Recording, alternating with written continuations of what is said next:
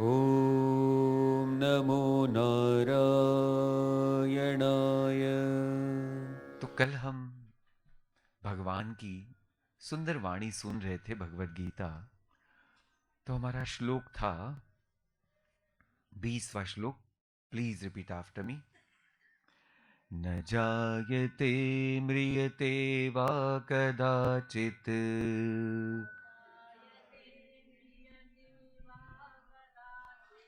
नायं भूत्वा भविता वा न भूयः।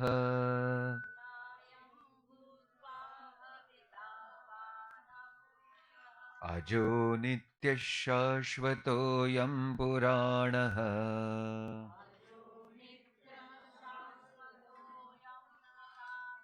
न हन्यते हन्यमाने शरीरे।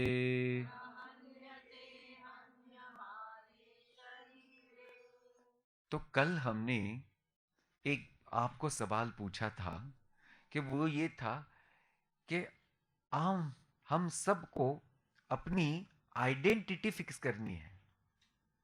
कौन सा सवाल था? कि क्या हम अपनी सबकी अपनी अपनी आइडेंटिटी फिक्स कर सकते हैं या नहीं।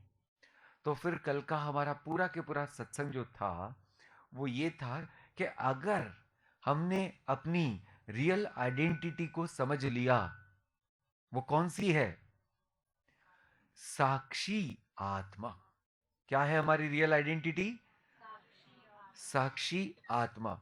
और ये जो शरीर, मन और बुद्धि है, ये हमारे तीन इंस्ट्रूमेंट्स है। तो ये ध्यान में जब हमको आएगा, तब भगवान कह रहे हैं कि तभी आप और हमारे जीवन में आनंद मंगलता रहेगी। नहीं तो अगर इस इंस्ट्रूमेंट को, यानी शरीर, मन और बुद्धि को अगर अपना समझ लिया, तो ये शरीर, मन, बुद्धि कभी भी एक जैसे नहीं रहती है। वो विकारशील है। और इन विकारों के वजह से हमको लगेगा कि मैं विकारशील हूं। क्यों? क्योंकि मैंने अपने आप को मन, बुद्धि और शरीर समझ लिया। तो इसलिए भगवान ने यहां कह दिया कि ये जो आत्म तत्व है, न जायते न म्रियते कदाचित नायम भूत्वा भविता ना भूयः। यानी वो कभी नहीं था, फिर आ गया और फिर से वो नहीं है, ऐसा कभी होता नहीं है। क्यों? क्योंकि वो शाश्वत है, पूरी तरह से नित्य है। ऐसे भगवान ने कल कहा था। अभी आज का बहुत सुंदर श्लोक है। वो कहते हैं 21। वेदा विनाशिनं नित्यम् य एनमजमव्ययम् कथं स पुरुषः पार्थ कं घातयति हन्तिकम्। भगवान कह रहे यहां, हे पार्थ, यह पुरुष एनम अविनाशिनम, जो व्यक्ति इस आत्म तत्व को नाश रहित, पहली बात, जिसका नाश होता ही नहीं। दूसरी बात, नित्यम, जो हमेशा है, वो कभी नहीं है, ऐसा कभी नहीं होता है। अजम, वो कभी जन्म नहीं लेता है। अव्ययम, जिसके कोई पार्ट्स नहीं होते हैं, जैसे हाथ पैर, ऐसे कोई पार्ट्स नहीं होते हैं। वेद, जानता है। तो जो व्यक्ति अपने आत्म तत्व को, अपने स्वरूप को कैसे जानता है? नित्य। और कैसे? अजन्मा, अनबॉर्न। ऐसा जो व्यक्ति है, उसका क्या होता है? तो बोलते हैं सह कथम कम घातयति कम हंति। तो ऐसे पुरुष को, यानी ऐसे जिसकी मति है, ऐसे जिसका विचार है, ऐसे व्यक्ति को आप ध्यान देना, तो इसको कोई न मार सकता है, न वो मर सकता है। न कोई उसको मार सकता है, न वो अपने आप से मर सकता है। दोनों पॉसिबल नहीं है। तो भगवान कहते हैं इसका मतलब हम, यानी हमारा रियल जो आइडेंटिटी है, जिस किसी को भी समझ में आ गया, उस व्यक्ति के जीवन से हमेशा के लिए, हमेशा के लिए, हमेशा के लिए एक डर चला जाएगा कि शायद मैं कल होऊंगा कि नहीं। ये जो डर बैठा है सबके मन में कि कल मैं होऊंगा या नहीं होऊंगा, यानी कल मैं रहूंगा या कल मैं नहीं रहूंगा, ऐसा जो डर है, तो ये किस बात के लिए है? क्यों? क्योंकि जो जो व्यक्ति अपने शरीर से बहुत ज्यादा आसक्त है, और हम सबको लगता है कि ये शरीर से ही मैं इस जगत में रह सकता हूं, तो हमको ध्यान में रहना है ये शरीर अभी कैसा है। भगवान इसका सुंदर उदाहरण दे रहे हैं।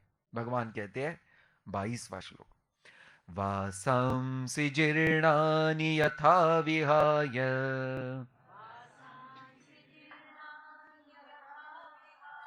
नवानि गृह्णाति नरोपराणि तथा शरीराणि विहाय जीर्णानि अन्यानि संयाति नवानि देहि। अभी कल हमने आपको कहा था कि हमारे जीवन में जो हो रहा है वो क्यों हो रहा है और कैसे हो रहा है, इसका जो राज है भगवान यहां खोल रहे हैं उसको। तो कहते हैं, अभी देखो इतनी सुंदर बात, यथा नर जीर्णानि वासांसि विहाय, जैसे व्यक्ति जो पुराने हमारे कपड़े होते हैं उसको वो बदल देते, छोड़ देते, त्याग देते हैं। अपराणी नवानी गृह्णाति, बोले फिर होता क्या है, फिर दूसरे नए कपड़े पहन लेते हैं। तथा वैसे ही देही जीर्णानि शरीराणि विहाय, बोले वैसे ही ये जो आत्म तत्व है जिसको देही कहा गया है, वो क्या करता है, जब ये शरीर का कर्म पूरा हो गया, उसका पूरा काम हो गया, यानी उसकी जो बनी हुई बात थी वो बात पूरी हो गई, तो क्या होता है, अन्यानी नवानी संयाति, फिर वो उसको छोड़ करके नया शरीर ले लेता है। अभी इतनी सुंदर बात है, देखो भगवान क्या कहते हैं। आपको अगर मेडिसिन ये फील्ड में जाना है तो क्या करना पड़ेगा। समझो हम एक व्यक्ति का उदाहरण लेते हैं, एक व्यक्ति को मेडिसिन के फील्ड में जाना है, यानी डॉक्टर बनना है, तो क्या करना पड़ेगा। अच्छा, डायरेक्ट एमबीबीएस बन पाएगा नहीं, तो उसको पहले एक तो 12वीं की परीक्षा पास करनी पड़ेगी, वो भी साइंस डिवीजन से, हाँ या ना, ठीक है। फिर उसके बाद में उसको वो जो आजकल एंट्रेंस एग्जाम्स होती है, वो एंट्रेंस एग्जाम में पास होके नहीं चलता है, उसमें अच्छा स्कोर आना होता है।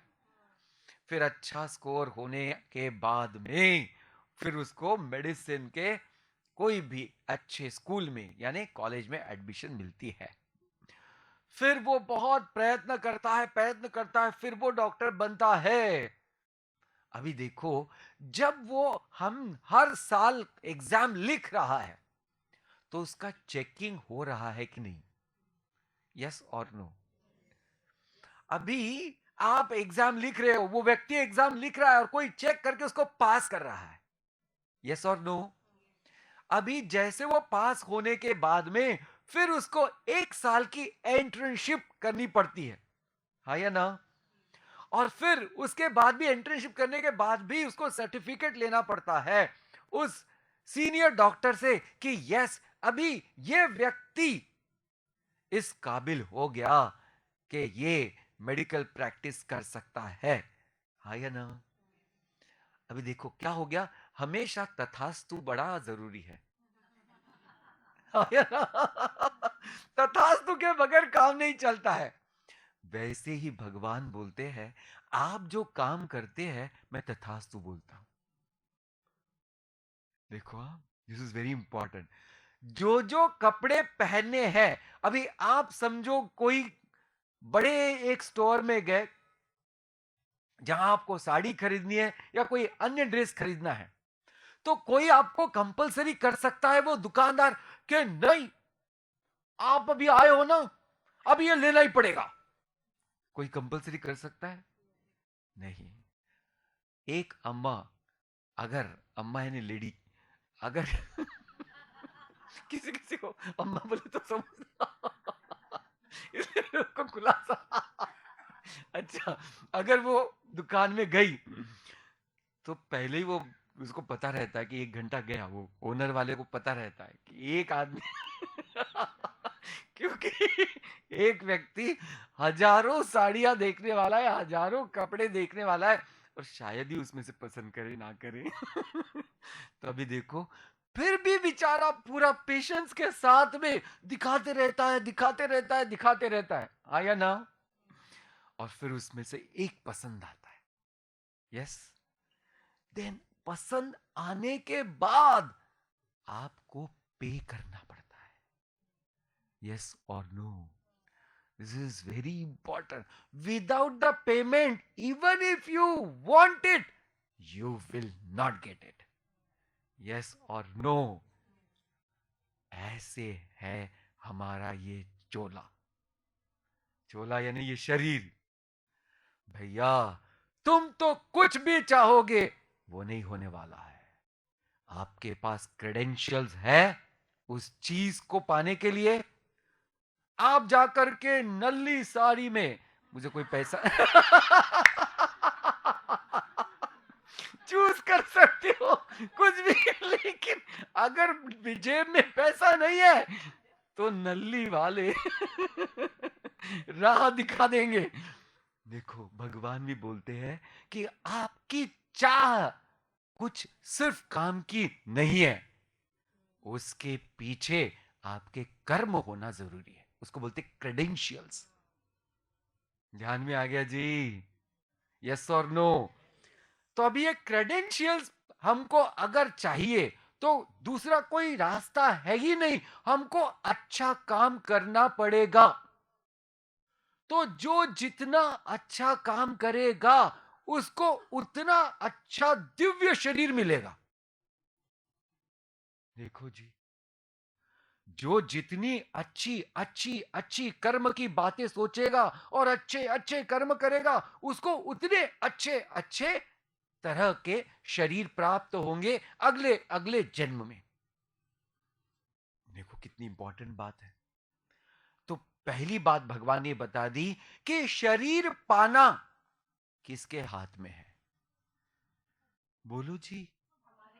हमारे हाथ में। और ये डिपेंड करता है किस चीज पर? हमारे क्रेडेंशियल्स यानी हमारे कर्म पर। ध्यान में आ गया जी?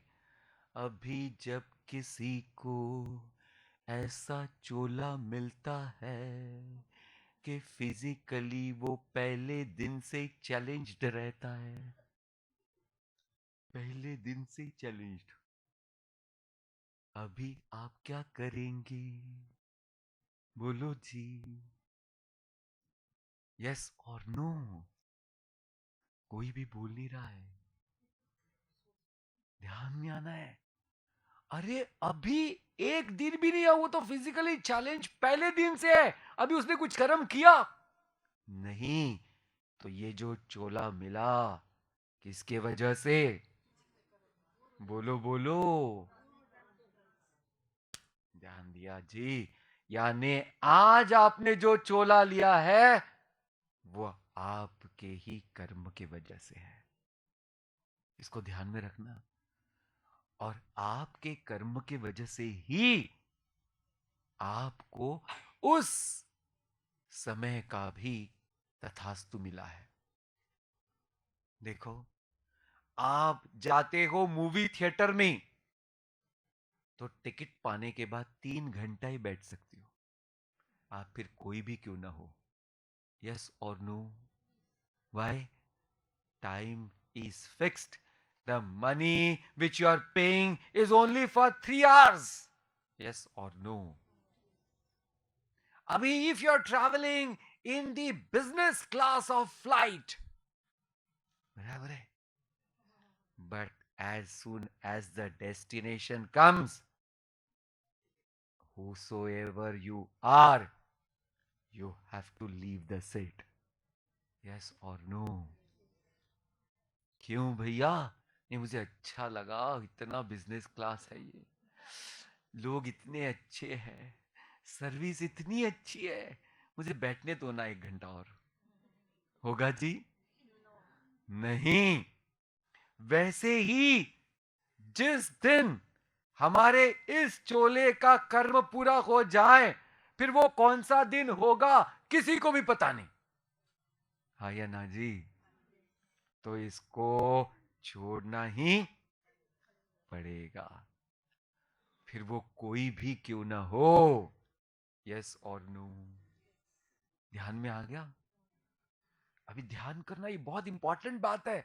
तो जो भी चीज, अभी एक देखो, कर्म के वजह से जैसा आपका शरीर मिला, और पहले इसको शरीर मिला क्या, इसको 10 चीजों की एलर्जी है. कौन सी? मिल्क एंड मिल्क प्रोडक्ट की एलर्जी. अच्छा, हो गया. सारे वेजिटेबल्स की एलर्जी, सारे फ्रूट्स की एलर्जी, कॉटन की एलर्जी, एसी की एलर्जी. अभी ये क्या करेगा जीवन में, मुझे बताओ, बोलो. हाँ जी, ध्यान में आया? जीवन तो मिला, बट उसके पीछे इतने एलर्जी कि मैन्युफैक्चरिंग डिफेक्ट हो गया. हाँ जी, मैन्युफैक्चरिंग डिफेक्ट ही है वो. अभी ध्यान देना, कितने लोगों में मैन्युफैक्चरिंग डिफेक्ट होता है. हाँ या ना बोलो? किसी किसी को समझता ही नहीं कहां क्या बोलना है. होता है कि नहीं मैन्युफैक्चरिंग डिफेक्ट? बोलो ना. अच्छा, किसी किसी को यही पता नहीं चलता है कितना बोलना है. हाँ या ना? एक बार माइक मिल जाए, बस स्वर्ग मिल गया. समझता ही नहीं कितना बोलना है. किसी किसी को समझता ही नहीं कितना खाना है. हाँ या ना? अभी देखो, ये मैन्युफैक्चरिंग डिफेक्ट है, क्या करेंगे? तो दिस इज कॉल्ड एज कि भैया जैसा आप चाहते हो वैसा ही आपको मिलने वाला है. तो इसके वजह से हम सबको ध्यान में रखना है कि discipline in life is extremely important. नहीं तो नेक्स्ट साल, यानी नेक्स्ट जन्म में भगवान तथास्तु बोल देंगे, और जो खतरनाक हमारी आदतें हैं वो कैरी फॉरवर्ड वैसे के वैसे हो जाएगी. यस और नो? इसका मतलब आज से ही हमारी सारी खराब आदतों को हमको बदलना पड़ेगा कि नहीं, अगर आपको दिव्य शरीर प्राप्ति करनी है तो फर्स्ट एंड फॉरमोस्ट कि अगर हमको साक्षात्कार भी नहीं मिला तो अरे शरीर तो अच्छा मिलना चाहिए. नहीं तो फिर तो वो भी नहीं होगा, तो दोनों तरफ से मारे जाएंगे, ये भी नहीं और वो भी नहीं. तो भगवान ने ये बहुत बढ़िया से कर दिया है. अभी देखो, इसमें 3 कर्म हमको ध्यान में रखने हैं. एक है, जो आज हम कर्म कर रहे हैं तो उसका आज ही इफेक्ट मिलेगा, यानी रिजल्ट मिलेगा, ऐसी कोई गारंटी नहीं है, क्योंकि हर कर्म के 3 लेवल्स पे इफेक्ट हो सकते हैं. एक है इमीडिएट इफेक्ट, एक है इंटरमीडिएट इफेक्ट, और एक है लॉन्ग टर्म इफेक्ट. देखना, 3 इफेक्ट हो सकते हैं. तो इमीडिएट इफेक्ट कैसे होता है? आपको प्यास लगी, आपने पानी पिया, आपकी प्यास पूरी हो गई, इमीडिएट इफेक्ट हो गया. यस और नो? आपने कर्म किया और इमीडिएट आपको उसका फल मिल गया. अभी दूसरी बात, आपने एग्जाम दी, कोई 10वीं 12वीं और कोई भी एग्जाम, कॉलेज की एग्जाम दी, आज एग्जाम दी, अब रिजल्ट कब आता है? ओ, रुकना पड़ता है, कल नहीं मिलने वाला है रिजल्ट. तो देखो, इंटरमीडिएट हो गया. अच्छा, अभी क्या है? तो आज शादी हुई, तो बच्चा कब होगा? ओ, उसको भी टाइम लगता है. देखो पॉइंट क्या है, एक चीज हो गई बट हर चीज का समय लगता है, हर चीज को। तो क्या है, कब उसका रिजल्ट होगा, ये हर चीज का अलग अलग अलग अलग ऐसा उसका फल देने का समय है, वो हमको किसी को पता नहीं है। अभी ध्यान देना, अगर इच्छा है, कर्म किया और रिजल्ट मिलने से पहले इसने शरीर को त्याग दिया, जिसकी इच्छा है, फिर ये इच्छा का फल तो मिला ही नहीं, हाँ या ना? फिर इच्छा कहां गई? वो रह गई हमारे मन में। ध्यान में आ गया? जैसे रात को सोने से पहले समझो किसी से अनबन हो गई, तो उसका हैंगओवर सुबह रहता है कि नहीं? स्वामी जी पूछो मत, बड़ा अच्छा एक्सपीरियंस है। हैंगओवर रहता है इसका। अभी देखो कि ये पूरा रात भर ये व्यक्ति सोया, बट वो जो उसका इफेक्ट था वो नहीं गया, वो कैरी फॉरवर्ड हो गया। वैसे ही आज जो इसने इच्छा की, शरीर भी छोड़ा, लेकिन इच्छा तो मन में थी, और मन तो जन्म जन्मांतर तक वही रहता है। आप ध्यान देना, शरीर छूट जाता है, मन और बुद्धि वही रहती है अगले जन्म में भी। ध्यान में आया? आया ना? ध्यान में रखना, आपका जो ये मन है वो जन्म जन्मांतर से यही है। Is it clear to everyone? आपको पता है कि नहीं ये ग्रेट बात? It's an most important aspect of life कि हमारा मन और हमारी बुद्धि ये बदलती नहीं है। क्या बदलता है? सिर्फ शरीर, ग्रॉस बॉडी। अभी आप ध्यान देना कि अगर ऐसा है तो हम सबको अपने मन पर और बुद्धि पर कितना ध्यान देना जरूरी है? बोलिए जी, यस और नो? अगर आपने इस जन्म में अपने मन पर ध्यान नहीं दिया और इस मन को नकारात्मक बनने दिया और नकारात्मक सारी के सारी जो बातें हैं उसको कभी भी साफ नहीं किया, अगले जन्म में वैसा ही निकलेगा ये। अभी देखो कैसे होता है, ध्यान देना। बचपन से ही लोग बदमाश रहते हैं, देखा या नहीं बोलो? बचपन से जो तकलीफ देते हैं, मीन्स पहले दिन से तकलीफ चालू होती है, आखिरी दिन तक तकलीफ देते रहते हैं। देखो भैया, झगड़ा उसके जीवन में सबसे इंपॉर्टेंट बात हो जाती है, देखा है कि नहीं? बस दिन निकले तो झगड़ा करे, तब तक उसका रात का खाना ही डाइजेस्ट नहीं होता। ऐसे उस व्यक्ति का जीवन रहता है। क्यों? उसने इस मन पे ध्यान नहीं दिया, ऐसे ही इसका मन चल रहा है, ऐसे मन चल रहा है।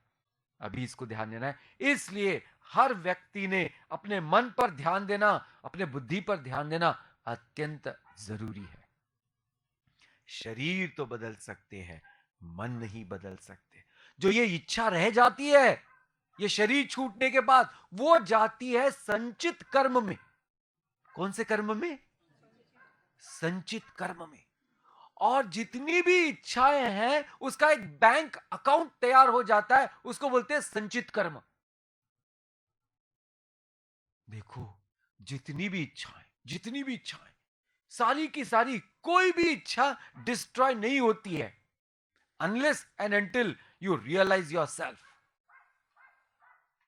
तो ये सारी इच्छाएं हमको जन्म जन्म जन्म जन्म लेने में मजबूर कर देती है। तो भगवान बोलते देखो कि जैसी आपकी इच्छा, अभी आपको स्पोर्ट्स पे जाना है तो आप क्या करते हो? स्पोर्ट्स वेयर पहनते हो। किसकी इच्छा है? आपकी इच्छा।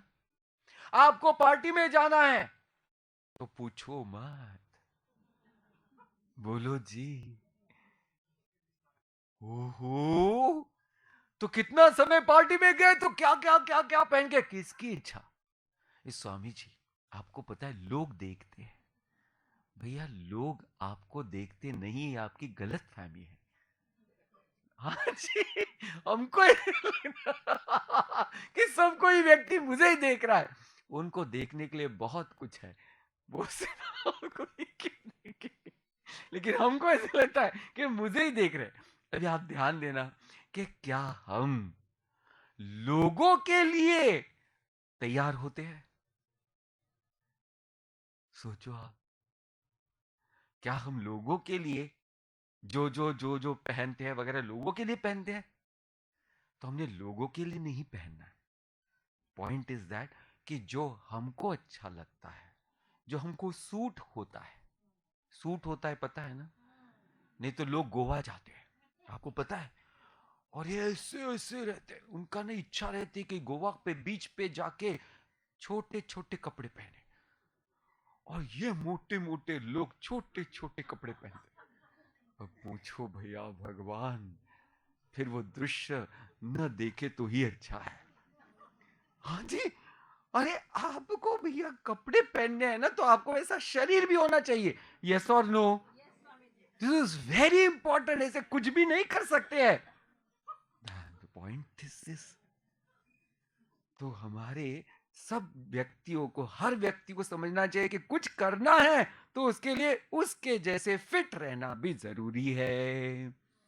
तो ध्यान में रखना है, भगवान बोलते हैं कि ये ऐसी इच्छा जो है, ये इच्छा से हम विचित्र विचित्र कुछ भी करते रहते हैं। फिर इसलिए भगवान कहते हैं इच्छा भी आपकी अच्छी अच्छी होनी जरूरी है। अगर आपकी इच्छा अच्छी होगी तो आपके अन्य अनेक जन्मों में सब कुछ दिव्य ही दिव्य होगा। और अगर आपकी इच्छाएं ही अगर बहुत खराब है तो फिर तो राम जाने। तो भगवान ने कह दिया कि हर एक व्यक्ति के जीवन में जो भी हो रहा है और जो भी वो कर रहा है, बिकॉज उसने अपने मन से ये सोचा है कि ये होना है, इसलिए ऐसा चोला मिला है और ऐसे हो रहा है। देखो ध्यान देना, अभी मैं उदाहरण बताता हूं। अरे भैया 5-6 साल के सी स्वामी हमारे शंकराचार्य जी, 6 साल की उम्र में उन्होंने सन्यास लिया। कितने साल की उम्र में? भैया 6 साल की उम्र में हमको सन्यास क्या है ये मालूम था? बोलो जी। हमको तो 16 साल के भी उम्र में मालूम नहीं था, 6 साल को तो जाने। और कुछ कुछ होते हुए कि 60 साल की उम्र में भी पता नहीं होता है। हाँ या ना? अभी देखो, दिस इज अ पॉइंट।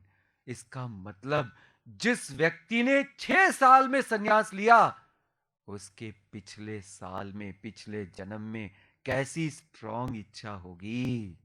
बोलो यस और नो? चोला ही ऐसे लेके आए कि 6 साल में पूरा सन्यास ले लिया, और 32 साल में पूरा कर्म करके, इस वेदांत शास्त्र को रिवाइव करके अपने आप को भगवान के श्री चरण में अर्पित भी कर दिया। देखो, ऐसे कितने संत के हमारे जीवन में हम लोग देख सकते हैं ऐसे उदाहरण।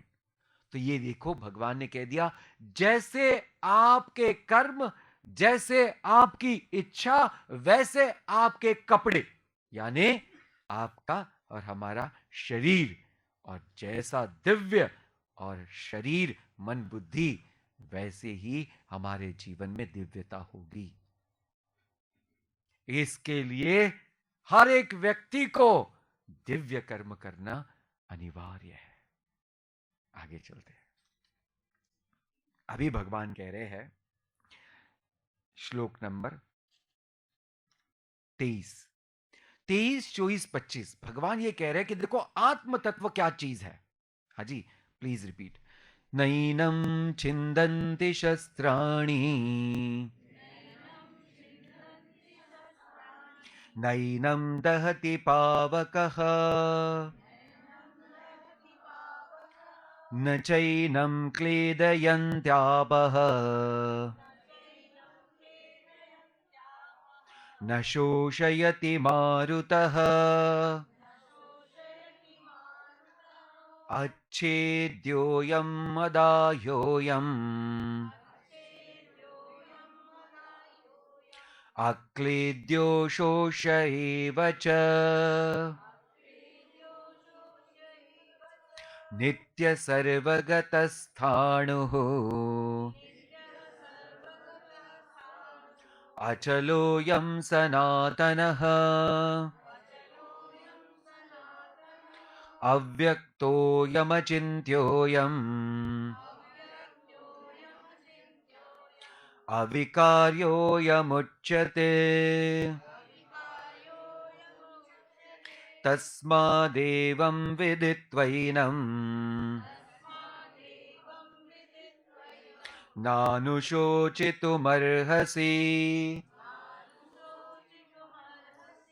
भगवान कह रहे अर्जुन, अभी आपकी आइडेंटिटी तो पूरी क्लियर हो गई है। क्या है? आप साक्षी आत्म तत्व हो, और फिर आत्म तत्व जब आप हो तो आपको कोई छू नहीं सकता है।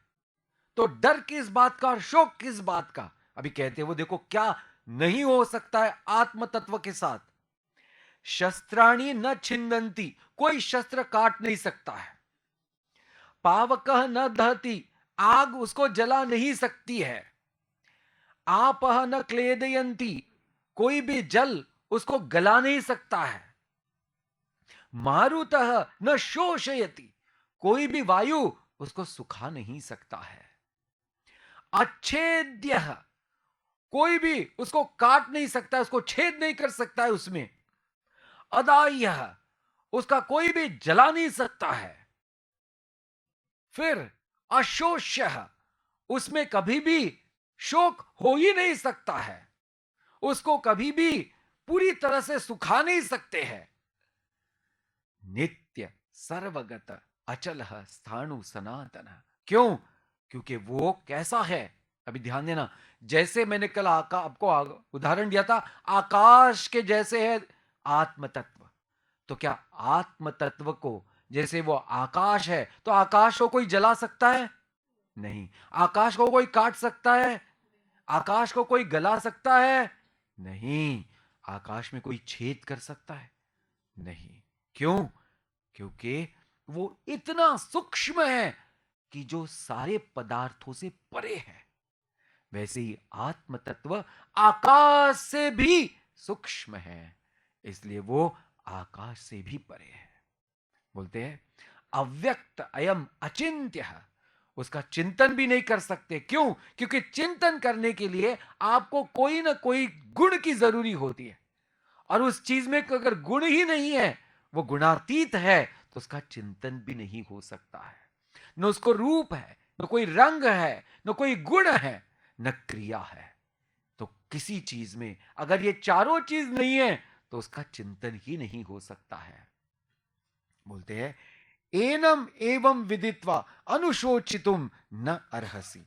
बोले ऐसे जान करके शोक करना ये कोई उचित बात नहीं है। भगवान ने अर्जुन को समझा दिया कि शोक करना अर्जुन सिर्फ अज्ञानी लोगों का काम है। ध्यान देना ये बात, इसको पकड़ के रखो, इसको गांठ बांध के रखो। जो भी व्यक्ति शोक करता है वो अज्ञानी है, वो कारण उसका कुछ भी क्यों न हो। इसको ध्यान में आ गया? शोक करना अज्ञान का लक्षण है। अभी ध्यान देना। फिर किसी ने मुझे पूछा, स्वामी जी अगर कोई मर गए अपने ही नियर एंड डियर, तो फिर आपको कोई मन में भाव होगा कि नहीं? देखो, मन कोई पत्थर नहीं बोल रहा हूं मैं। एक चीज है शोक करना, और दूसरी चीज है शोक करते रहना। ठीक है जी? तो एक पहली चीज है कि जिसको थोड़ा किसी के बारे में लगना और उसके लिए उसको सॉरोफुल फीलिंग होना, ये मानवता है। लेकिन वो शोक में डूब करके पूरी तरह से घायल रहना, ये कायरता और अज्ञानता है। दो चीज समझ में आ गई जी। तो ये समझ में आना, कोई ऐसा नहीं कि रोना नहीं है, बट रोते ही नहीं रहना है। समझ में आ गया? रोना तो मानव का एक बहुत सुंदर ऐसा इमोशन है, लेकिन रोते रहना ये मानवता के जीवन पर धब्बा है। उसको बोलते हैं कायर। हमेशा रोते रहता है, हमेशा रोते रहता है छोटी छोटी बात पर। तो ये बिल्कुल अच्छी नहीं है बात। ॐ नमो नारायणाय